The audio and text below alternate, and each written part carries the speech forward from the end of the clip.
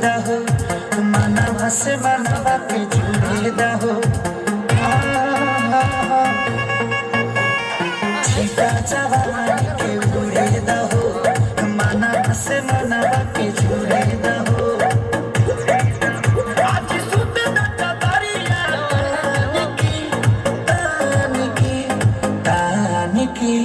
टूट जाए राजा जी टूट जाए राजा जी पलंग सागवान के टूट जाए राजा जी पलंग सागवान के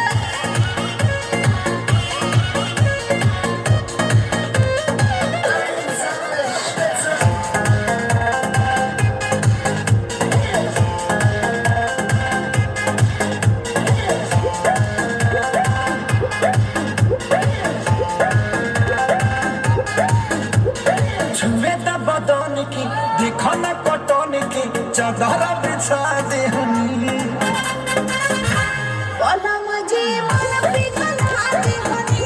पलंग पर झुलवा झुला दे हनी छुए त बदन की देखो न कटन की चादर बिछा दे हनी पलंग जी मन पिघला दे हनी पलंग पर झुलवा झुला दे हनी और यार बात दे दे अब फान के टूट जाए राजा जी टूट जाए राजा जी पलंग सागवान के टूट जाए राजा जी पलंग सागवान के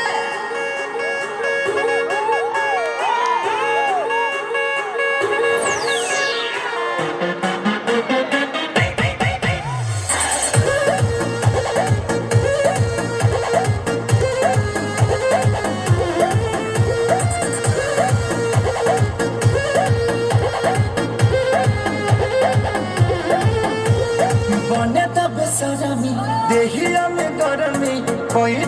लागी हो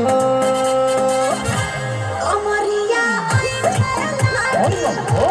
रस रस कोई खेला की बने त बेसरमी देहिया में गरमी कोई लागी हो ए कमरिया आई खेला